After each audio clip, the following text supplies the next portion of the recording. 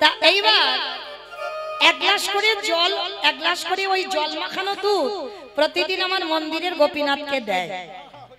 একদিন গোপীনাথ মনে মনে ভাবছে, বলি তোর তো কিছু অভাব নেই, বল একটা গাভী এক বালতি করে দুধ হয়, আর তুই কিসের জন্য তাতে আমার এক বালতি জল পাইল করিস?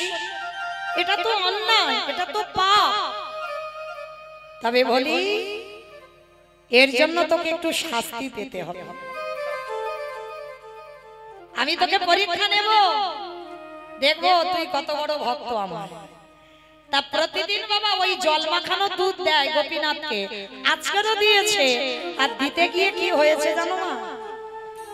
যমুনা থেকে এক বালতি জল তুলেছি, আর জলটা তুলে যখন দুধের সঙ্গে মাখিয়েছে, ওতে আমার ভগবান চালাকি করে দুটো ছোট ছোট মাছ ফেলে দিয়েছে।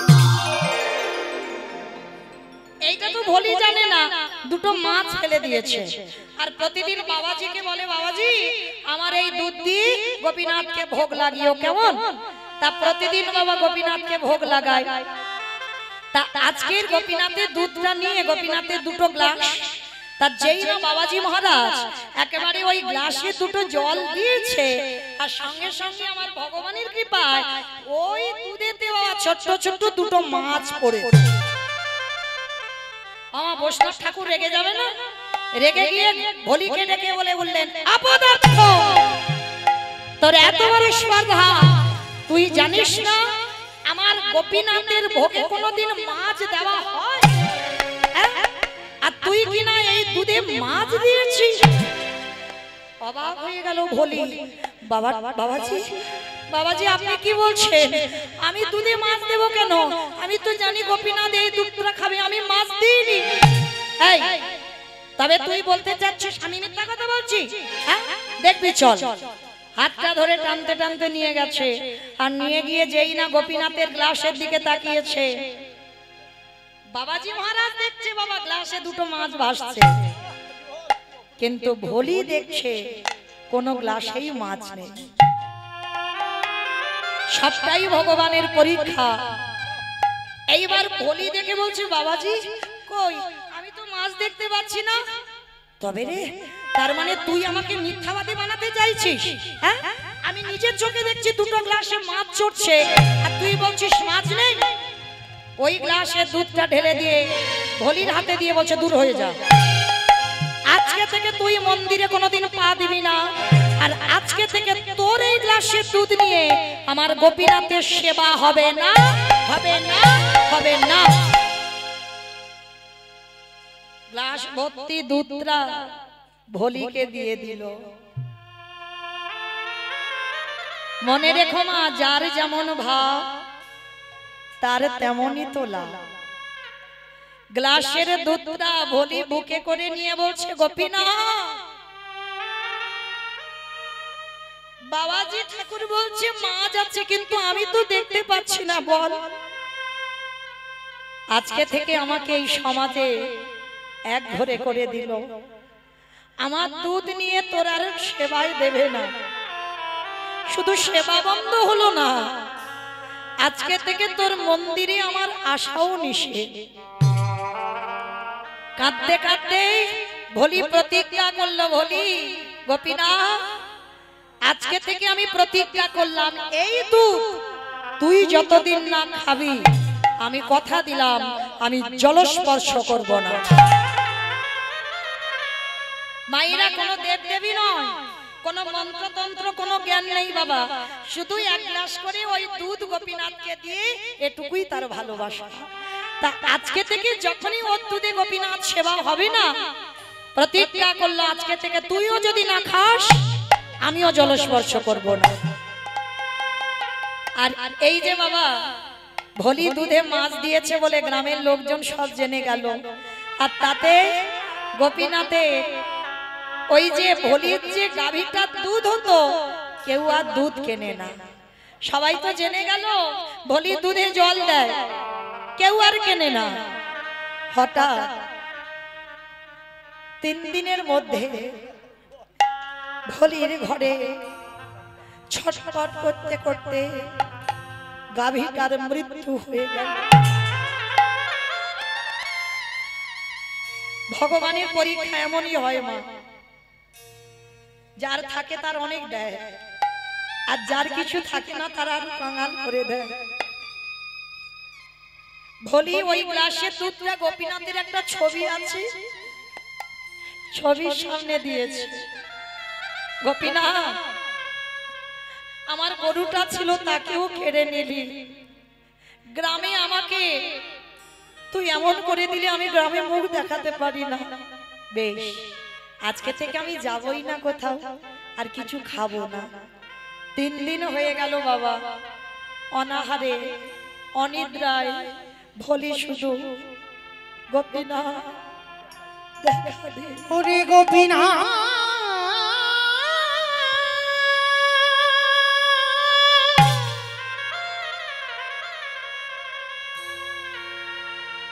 একেবারে দেখা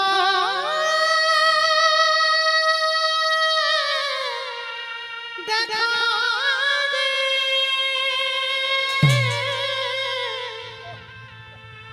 ওরে তুই নাকি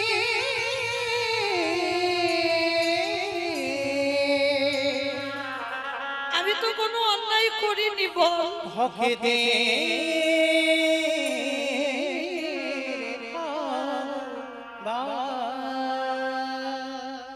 3 দিন হয়ে গেল, 4 দিন হয়ে গেল, 5 দিন হয়ে গেল, বাবা ভক্ত আছে বলে তো ভগবান সেবা পায়। কি গো, এই এতজন ভক্ত দাঁড়িয়ে আছে, বসে আছো, আমি কীর্তনী আমার সম্প্রদায়,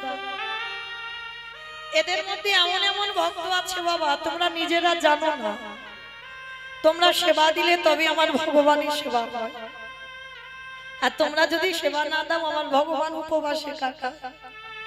ভোলি দুধ যেত গোপীনাথ খেত, 3 দিন 4 দিন 5 দিন 1 সপ্তাহ হয়ে যাচ্ছে, ভোলি দুধ যায় না, আর গোপীনাথ 1 সপ্তাহ কিছু খায় না। ভগবান মনে মনে চিন্তা করছে তবে কি আমি বেশি পরীক্ষা নিয়ে ফেললাম, যাই একবার দেখি ভক্ত কেমন আছে। একাদশীর পরের দিন দ্বাদশী, আর মনে রেখো মা ভগবান বেশিরভাগ ভক্তের বাড়িতে যায় দ্বাদশীতে, আর এই দ্বাদশীতে আমাদের টাইম মতো পারণটা ঠিক করতে হয়। লাঠি ঠুকে যেমন আজকের আমাদের সেই সৌভাগ্য তিথি দ্বাদশী তিথি, এই দ্বাদশীতে ভগবান একটা বৈষ্ণব রূপ ধারণ করেছে, জীর্ণ মলিন বস্ত্র, হাতে একটা লাঠি, বয়স্ক মানুষ, লাঠি ঠুকতে ঠুকতে আজকের ভোলির দুয়ারে এসেছে, এসে ডাকছে ওমা ভোলি, কেউ কি বাড়িতে আছিস মা? আমি কালকের একাদশী করেছি রে মা, আজকের পারণ করে এখনো কিছু খেতে পাইনি, তোর বাড়িতে একটু প্রসাদ দিবি মা?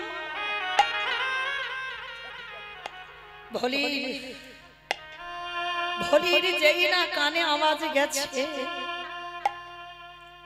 ছবিটার কাছে দুধটা রেখে 1 সপ্তাহ বাবা সেই দুধটা কিন্তু ফেলেনি, কারণ বাবাজি মহারাজ দেখেছে ওতে মাছ আছে, কিন্তু ভোলি তো দেখেনি। এইবার ভোলি বাইরে এসে দেখে না একটা বৈষ্ণব বয়স হয়েছে, ভোলি করজোর করে মাথায় কাপড়টা তুলে দিয়ে বলছে বাবাজি বলুন আপনি আমার কাছে কি চান? ও মামা, ও মা দুটো খেতে দিবি মা, বড্ড খিদে পেয়েছে রে মা, 1 সপ্তাহ হয়ে গেল ভালো করে কিছু খেতে পাই,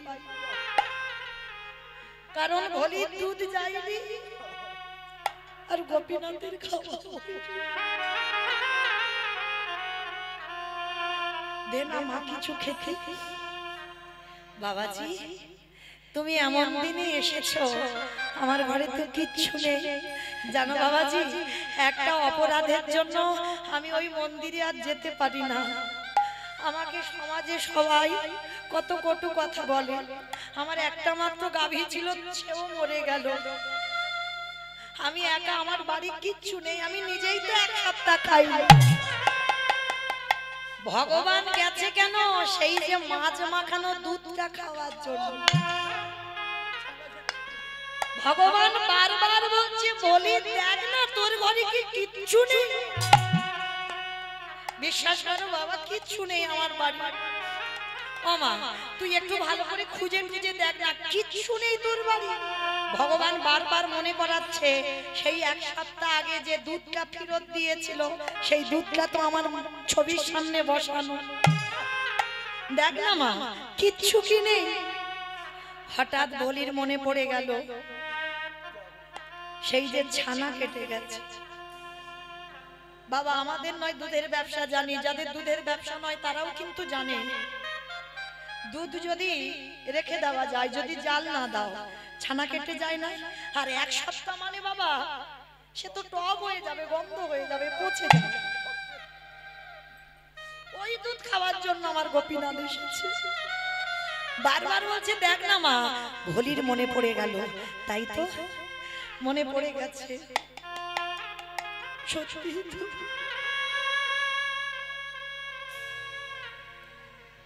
আমার মন্দির থেকে তো ফেরত দিয়েছিল যে গ্লাসের দুধ, কিন্তু বাবাজি তো বলল ওতে মাছ আছে, কিন্তু আমি তো মাছ দেখিনি। বাবাজি বলেছে মাছ আছে, কিন্তু আমি তো মাছ দেখিনি। গোপীনাথ, অপরাধ হয় হো, আমি এই মাছ মাখানো দুধ আমি আমার গোপীনাথকে মনে করে ওই বয়স্ক বাবাজিকেই সেবা দেব। তাতে যত অপরাধ হয় তুই আমার মাথায় দে, আমি পেতে নেব। কিন্তু এক সপ্তাহ যে বুড়ো লোকটা সেবা পাইনি, আমি একটু দেব। ওই গ্লাসের দুধটা নিয়ে গেছে, আর ভগবানের যেন আনন্দের সীমা নেই। ওই ভক্তের হাতে যেই না দুধটা দেখেছে, ভগবান আকুপাকু করে তাড়াতাড়ি করে ওই ভক্তের হাত থেকে ওই প্রেম মাখানো, ওই যে ভালোবাসা মাখানো ওই দুধের গ্লাসটা কিনে ওরে ভোলি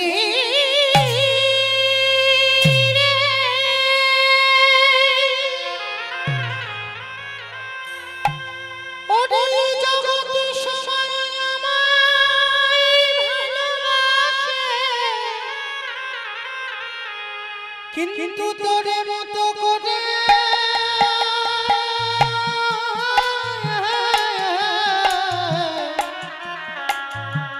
ভক্তি দিয়ে আমার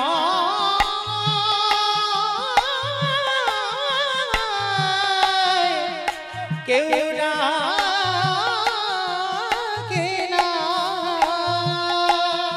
গোপীনাথে তাড়াতাড়ি করে ভোলির হাত থেকে গ্লাসটা কেড়ে নিয়ে ভগবানে আমার সাদরে ওই ভক্তের প্রেমে মাখানো ভালোবাসা মাখানো এক সপ্তাহ আগে কারা ছানা কেটে যাওয়া দুধ আমার গোপীনাথ কেমন আনন্দে গ্রহণ করে। ও যে ভক্তি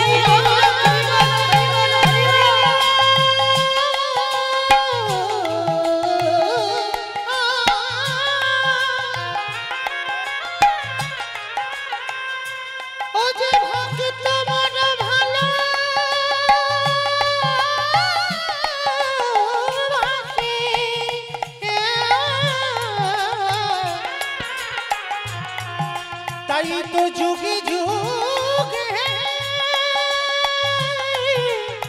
ভক্তের কাছে ছুটে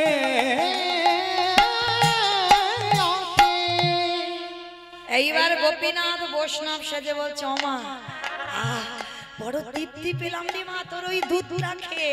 ও মামা, এবার একটু রাত্রিবেলাটা তোর বাড়িতে একটু থাকতে দিবি মা। অট্টালিকা শ্বেত পাথরের মন্দির ছেড়ে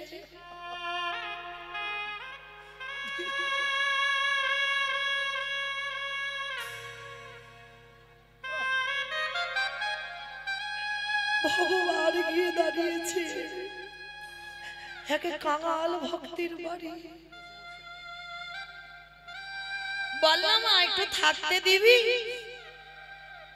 ভোলি মনে মনে চিন্তা করছে এক অপরাধে আমি মন্দিরে যেতে পারি না, আবার যদি এই বাবাজিকে আমার ঘরে থাকতে দিই এই সমাজে আমাকে দ্বিচারিণী বলবে, আমাকে কলঙ্কিনী বলবে।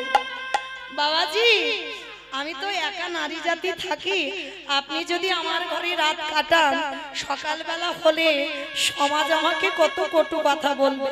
ও মামা আমার তো বয়স হয়ে গেছে, বল একটা কাজ কর, তুই বড় ঘরে থাকবি, আমাকে একটু খড় বিছিয়ে দিবি, আমি তোর একটু উঠানে থাকবো। কি গো, ভগবান আনন্দ সেখানেই পায়, ভক্তের প্রেম আর ভক্তি যেখানে আছে। ভগবান রজনীগন্ধার মালা দিয়ে সাজতে চায় না, ভগবান কোনদিন শ্বেত পাথরের মন্দিরে থাকতে চায় না, ভগবান কোনদিন রাজ অট্টালিকাতে বসে রাজভোগ খেতে চায় না। শুধু যদি একবার নয়ন জলে ভক্তি প্রেম দিয়ে যে ডাকে, সে কুড়ে ঘর হলেও ভগবান তার দরজায় যায়। এইবার যেই না মা ভোলি মনে মনে ভাবছে এত বয়স্ক লোক কনকনে ঠান্ডা ঠক ঠক করে কাঁপছে, বয়স হয়েছে তো বাবাজি, ঠিক আছে আমার ভাগ্যে যা লেখা আছে লেখা আছে, তুমি বরং আমার ঘরের ভিতরে থাকো, আর আমি একটা দিন আমি বাইরেটাই কাটিয়ে দিই। আমার গোপীনাথ মনে মনে ভাবে ভোলি রে, এমন প্রেম দিয়ে ভালোবাসা দিবি আমাকে কেউ কোনোদিন ডাকে না। ওরে ভোলি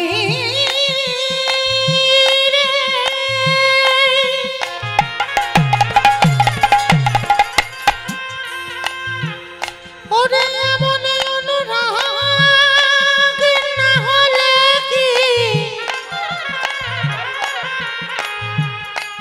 আমার ভগবান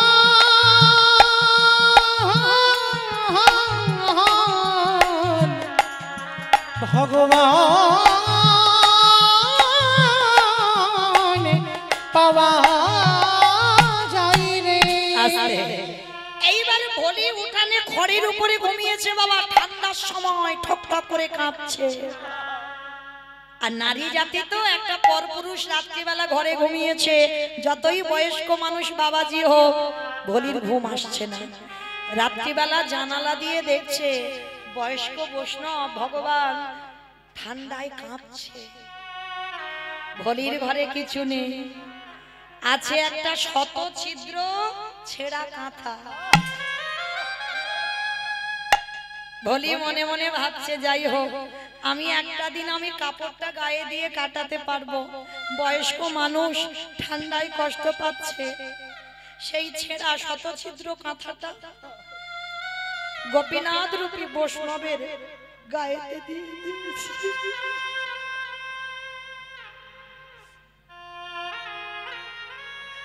গোপীনাথ ওই ছেঁড়া কাঁথাটা বুকে জড়িয়ে ধরেছে। ভক্তের প্রেম ভালোবাসা আছে যে ওতে, কিছুতে আর কাঁথাটা ছাড়ছে না। আর বলি ওই উঠানে ঘুমাতে ঘুমাতে বাবা একটু ভোরের বেলা চোখ লেগে গেছে, ঘুমিয়ে পড়েছে। আর যেই না বলি ঘুমিয়েছে, ভগবান তো ঘুমাতে যায়নি গো, ভক্তকে কৃপা করতে গেছে। তা যেই বলি ঘুমিয়েছে আমার গোপীনাথ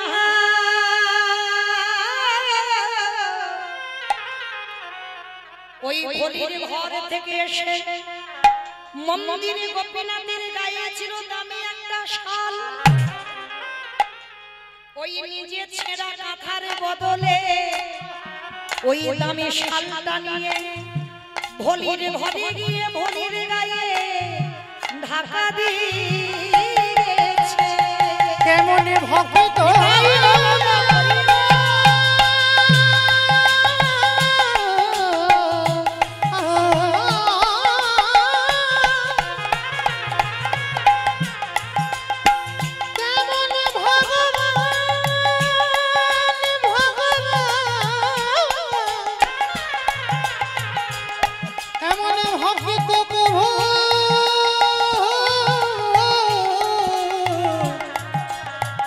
দেখি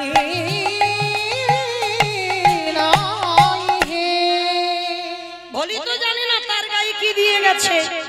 সকাল হয়ে গেল, কাককে ডাকছে, ভলির একটু দেরি হয়ে গেছে, ওই ভোরের বেলা ঘুমিয়েছে না, আর উঠে দেখে না, তাড়াতাড়ি করে ওই গায়ে কি আছে ওটা খেয়াল নেই, তাড়াতাড়ি করে উঠে দরজার ভিতরে গিয়ে দেখে না সে বাবাজি নেই, বাবাজিও নেই, আর তার ছেঁড়া কাঁথাটাও নেই।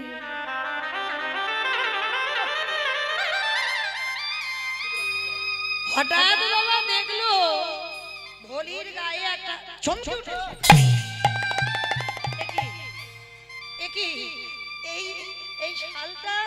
এই শালটা তো আমার গোপীনাথে। আমা যারা গৌর গোবিন্দ সেবা করো, যারা গোপাল সেবা করো, যারা আমার শিব বিগ্রহ অর্চন করো, প্রতিদিন তো দেখো ভগবানের গায়ে কি পোশাক আছে। তা ভলি তো প্রতিদিন মন্দিরে যেত, সে জানতো যে গোপীনাথের গায়ে কি কি রঙের পোশাক আছে, কি আছে, আর সেই গোপীনাথের শালটা ভলির গায়ে। কত ভক্তিমতী মা, কাউকে কিছু বলেনি, শালটা ভালো করে ভাঁজ করে হাতে নিয়ে ছুটতে ছুটতে গেছে, ছুটতে ছুটতে গিয়ে ওই বৈষ্ণব বাবাজিকে ডেকেছে, বাবাজি, বাবাজি, বাবা, এই আবার তুই মন্দিরে পা দিয়েছিস, বেরিয়ে যা, তোকে বলেছি না কোনোদিন মন্দিরে আসবি। বাবাজি, বাবাজি, আমি মন্দিরে আসিনি, তুমি যেদিন থেকে বারণ করেছো আমি কোনোদিন প্রতিজ্ঞা করেছি আমি মন্দিরে পা দেব না। তাহলে কেন এসেছিস? বাবাজি জানো, কালকে রাত্রিবেলা না তোমাদের এই মন্দিরের গোপীনাথ আমার বাড়িতে গিয়েছিল, আর গিয়ে জানো এই আমার ছেঁড়া কাঁথাটা নিয়ে চলে এসেছে, আর গোপীনাথের এই দামি শালটা আমার গায়ে দিয়ে চলে এসেছে। কি মায়েরা, কাউকে বললে বিশ্বাস করবে? তুমি যদি এই মালঞ্চতে কীর্তন শুনতে এসেছো, যদি আমার মন্দিরের শিব বিগ্রহ নিজের পরনের উত্তরীয়টা তোমাকে দিয়ে দেয়, তুমি যদি কাউকে বলো, কেউ বিশ্বাস করবে? ওই জন্য মনে রাখতে হবে বাবা, আপন ভজন কথা না কহিবি যথা, ভজনের মানুষ না পেলে ভজনের কথা কোনো দিন বলতে নেই, সমস্ত সাধন ভজন সব নষ্ট হয়ে যাবে। কিন্তু বলি তো সোজা সরল মেয়ে, কিছু বোঝে না, শালটা এনে বলছে দেখো তোমার গোপীনাথ আমার ছেঁড়া কাঁথা নিয়ে শালটা দিয়ে এসেছে। বাবাজি মনে হলো তবে রে, তার মানে একবার দুধে মাছ দিয়েছিস, আবার রাতের অন্ধকারে গোপীনাথের শাল চুরি করেছিস? না, আমি চুরি করিনি, আমি চোর নই, বিশ্বাস করো আমি চুরি করিনি। তবে রে গ্রামের লোককে সব ডেকেছে, সবাই এসে বলে উঠলো ওই তো তোর হাতের যে শালটা ওটা তো গোপীনাথের শাল। তোমরা বিশ্বাস করো, ও তো আমার ছেঁড়া কাঁথার বদলে শালটা দিয়ে এসেছে। মিথ্যা কথা। সবাই মিলে ভলিকে বেত্রাঘাত করছে, দূর হয়ে যা, বেরিয়ে যা। গোপীনাথ, গোপীনাথ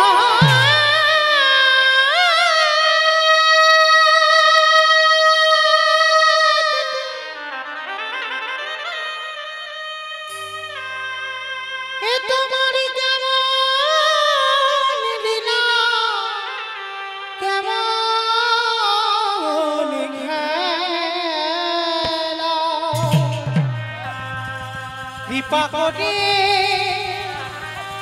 দেখা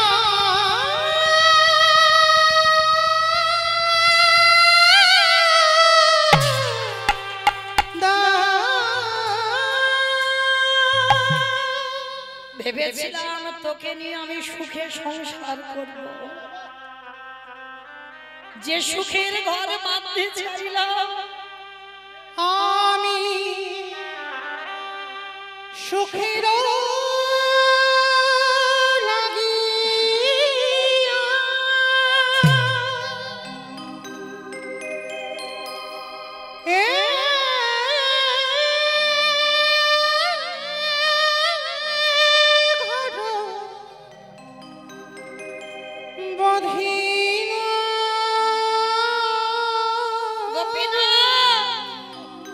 সবাই আমাকে মারছে, তুই অন্তত সবই অহনালে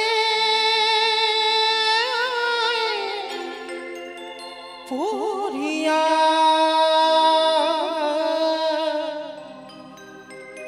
গেল রে। আমি চলে যাচ্ছি, কোনোদিন আর আসবো না। সবই অহনালে পুরিয়া গেল।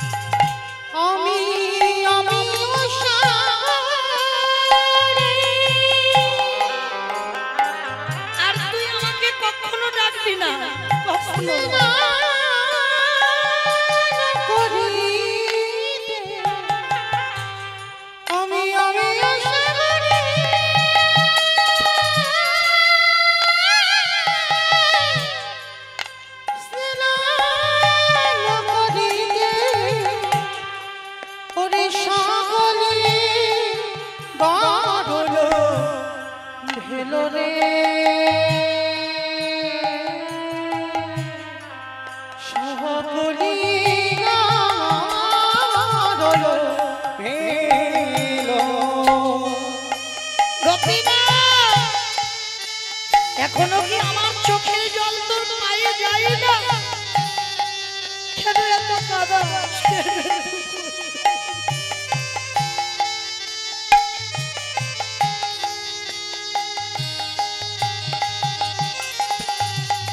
আমি সাগর সেছি মানে কোনো সাগর সেছি মানে কোনো অভাগীর কারণ দোষে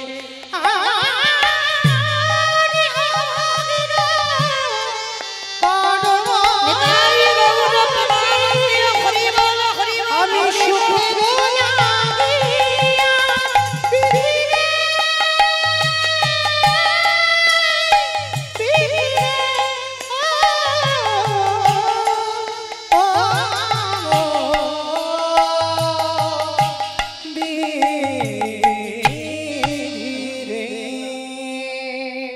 আজ নয়নের জলে এত মারা মেরেছে গো, ভক্তের সারা অঙ্গ দিয়ে রক্ত ঝরে।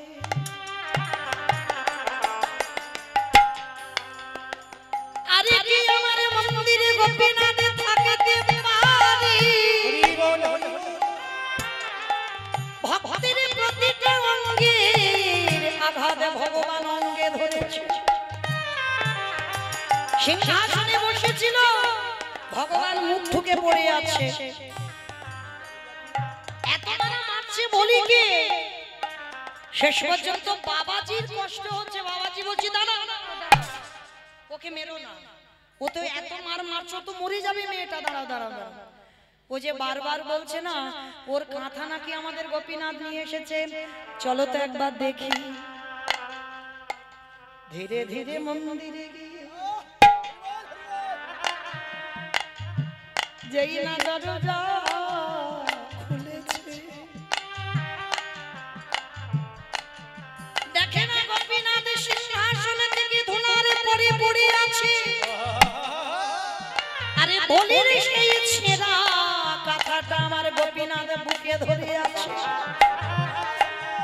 সেই রূপটা দর্শন করা মাত্র সঙ্গে সঙ্গে বাবাজি বেরিয়ে এসেছে মন্দির থেকে। বেরিয়ে এসে একেবারে ভলির চরণে আছাড় খেয়ে বলল,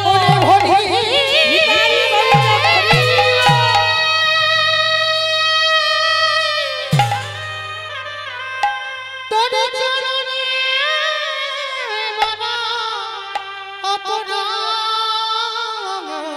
করেছি, তুই যদি পারি আমায় ক্ষমা করে দে। ভোলি চমকে উঠে কি কি বাবাজি আমার পায়ে পড়ছো কেন? কি হয়েছে তোমার? যেই না চরণটা ধরেছে ভোলি পাটা ছাড়িয়ে দিয়েছে, বাবাজি পা ছাড়ছে না। ভোলি রে এই জগৎ সংসার মাঝে ভগবানকে ডাকলে হবে না, যদি একবারে কোনো ভক্ত গুরু চরণ আশ্রয় করে, যদি একবারে ভক্তের চরণ সেবা করতে পারে, আমার ভগবান সারা জীবন তারে দরজায় বন্দী ও যে ভক্তে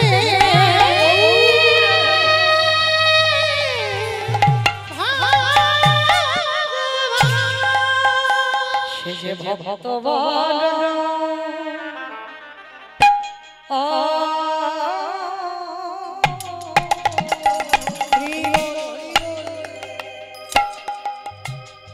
ভালো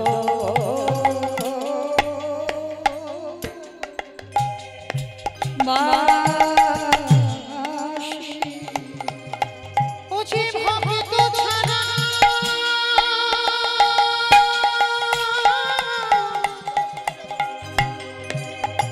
ও যে ভক্ত ছাড়া রহিতে না হরি বল হরি বল ভক্ত বাবা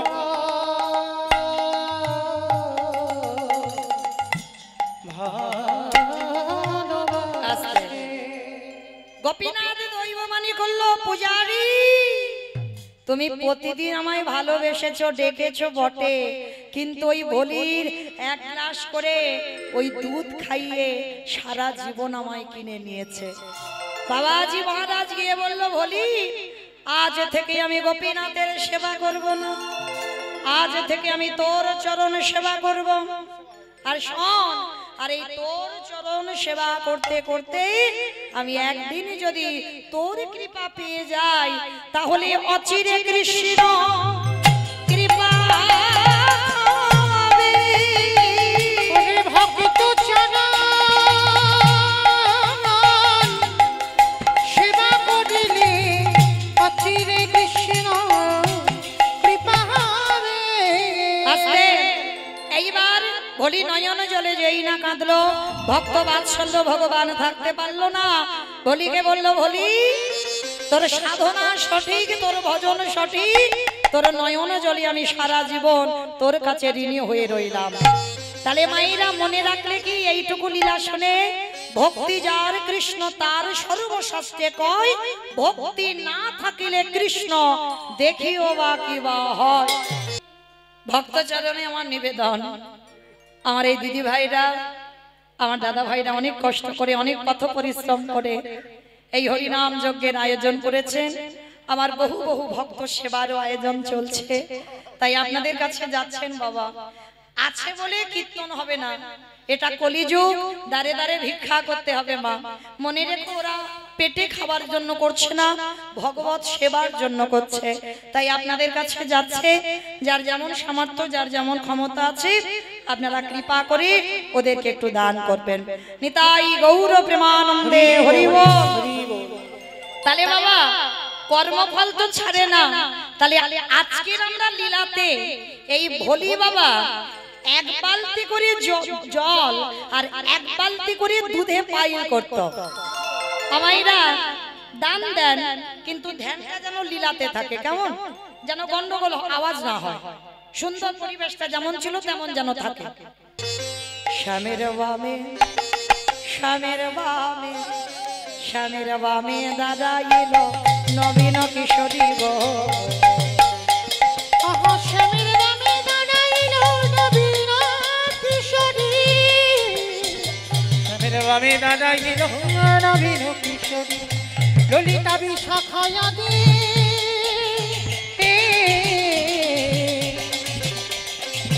যত সাহায্য গো, যত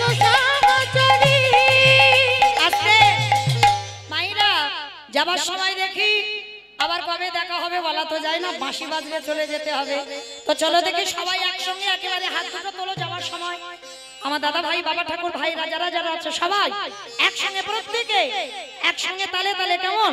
পদ্মের পাতায় পাতায় দিচ্ছে করতালি, পদ্মের পাতায় পাতায় দিচ্ছে করতালি গো, পদ্মের পাতায় পাতায় দিচ্ছে করতালি।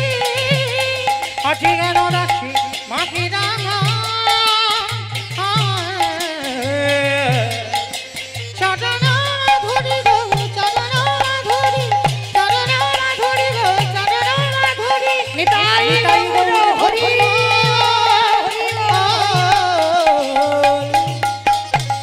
গৌর হরি বল, গৌর হরি বল, গৌর হরি বল। রাধে। আপনারা ভালো থাকবেন, সুস্থ থাকবেন।